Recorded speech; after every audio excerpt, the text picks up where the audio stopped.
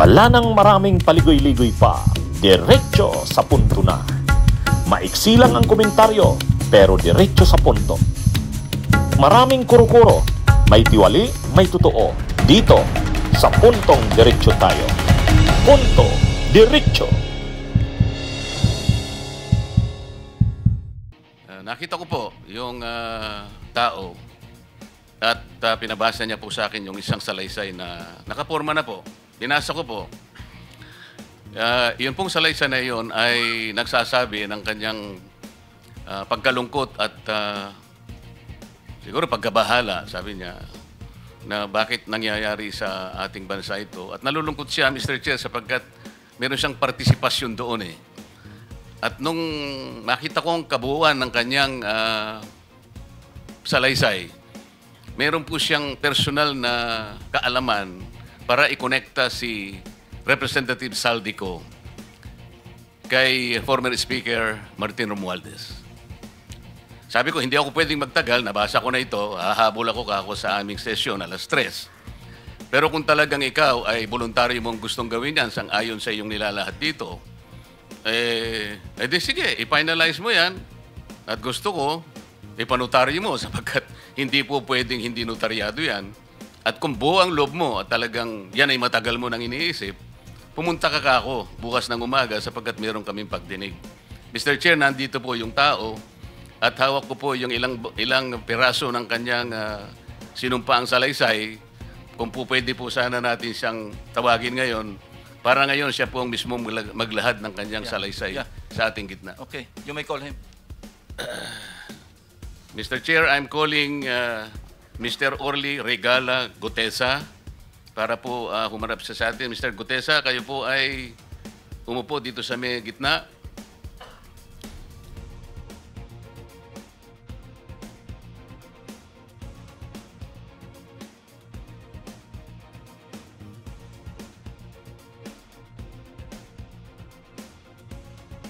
Salamat po, Mr. Chair. Mr. Gutesa, kanina ako'y nagpapaliwanag para ipakilala kita. Narinig mo yung aking sinabi? Yes, Your Pwede Honor. mo bang i-confirm na kung ano yung sinabi ko ay yung nangyari kahapon? I confirm, Your Honor. Salamat po. At ngayon po ay hawak ko nga ang inyong sinumpaang salaysay na nung draft ito ay binasa ko. Ganun din nga po at wala namang pagbabago. At gusto ko lamang pong sabihin ninyo na mayroong pirma sa ibabaw ng pangalang Orly Regala Gutesa. Kayo po ba ang nagpirma nito? I confirm, Your Honor.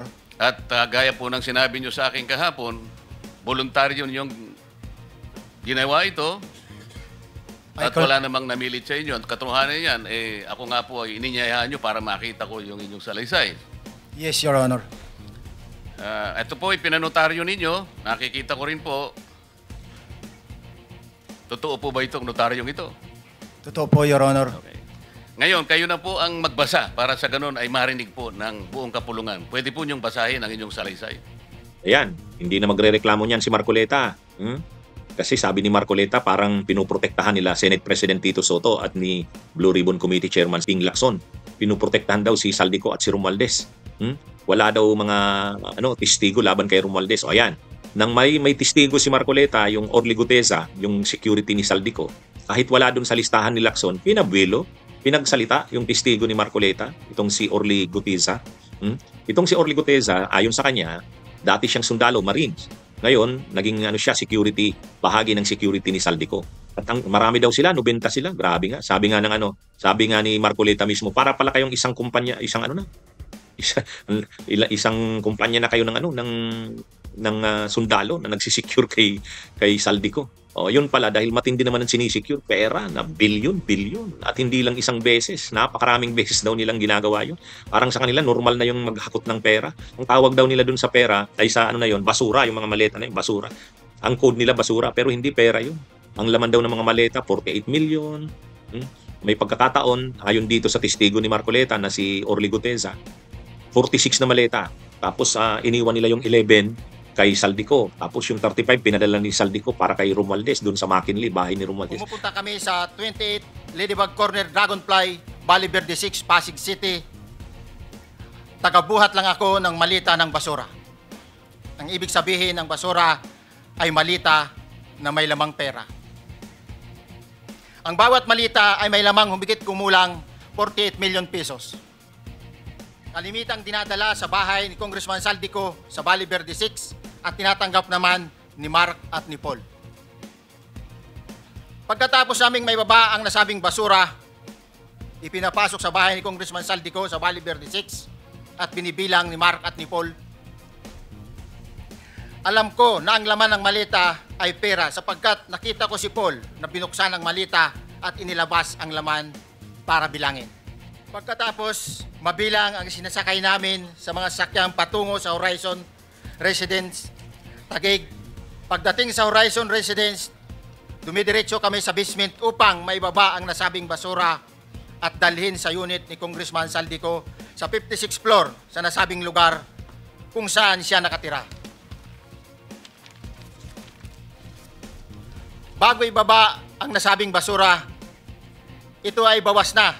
Halimbawa, nag-akyat kami ng 46 na malita.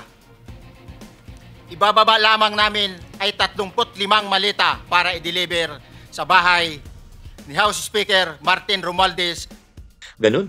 Grabe, mga kapunyog. O dito, ang pinabuelo itong testigo ni Marcoleta, si Orly Gutesa. Kaya hindi na magrereklamo dito. Wala nang batayan si Marcoleta para magreklamo. Sabi niya kasi tuta ni Romualdez si Soto at si bias naman daw si Lacson. Hindi, malinaw dito. Kung bias si Lacson sa si Soto at kung pinuprotektahan si Romualdez at si Saldico, ay hindi pagsasalitain yung testigo ni Marcoleta. Pero pinabuelo yung yung testigo ni Marcoleta. Kaya ano na ito, kahit naman sa susunod, yung mga sinasabi ni Marcoleta na testigo, tulad nila Tubi Tiangco, sila dating Ilocos Sur Governor Chavit, okay naman kila Lacson na ipatawag. O kaya siyempre, ang siguradong ibibigay ng mga testimonya nila Tubi Tiangco, nila laban kila Romualdez at saka kila Saldico. Kaya mga kabunyog, lalalim na ito kasi papunta na kila Martin Romualdez at Saldico ito. At marami pang mga senador at congressman ang dito. Si Bryce Hernandez nagsabi na. Sabi ni Bryce Hernandez, yung kanyang computer, hindi naman mga senador ang nandun. Hindi raw, mali daw si Fortune, fake news. Mga congressman daw ang nandun. Yun, sino naman kayo mga congressman? Kaya grabe mga kabunyog, mga kabayan. O anyway, natin, ito nga, yung testigo ni Marcoleta, si Orly Gutesa, pinabuelo. Kaya hindi makakapagsabi na si Marcoleta na parang pinoprotektahan nila Lacson, sila Romualdez at sila Saldico. Sa katunayan, maraming beses nabanggit si Saldico. Hindi naman pinoprotektahan ni Lacson. Hinahayaan lang ni Lacson. Yan ang magaling kay Lacson. Kasi hindi siya involved sa mga pork barrel na yan. Ayaw niya nga yan.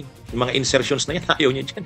O kaya kumbaga, may moral high ground talaga siya na mag-imbestiga at pangunahan ang Senate Blue Ribbon Committee. Sino man ang tamaan. Kampo man yan ni Duterte o kampo nila Romualdez, nila Saldico, hindi. Lahat. Kaya mas maganda itong Blue Ribbon sa ilalim ni Ping Lacson. Kaysa doon kay Marcoleta. Nung si Marcoleta ang Blue Ribbon Committee Chair, pinoprotektahan yung mga senador eh. Dito hindi. Anyway, mga kabunyog, mga kabayan, magandang araw sa inyo lahat. Mabuhay po tayo. Bunyog, halikan na kasama ka. Bunyog, kapag buklod ay may pag-asa. Luzon, Visayas, Mindanao, isa ang pananaw. Sa bagong Pilipinas ang bunyog isisigaw. Bunyog.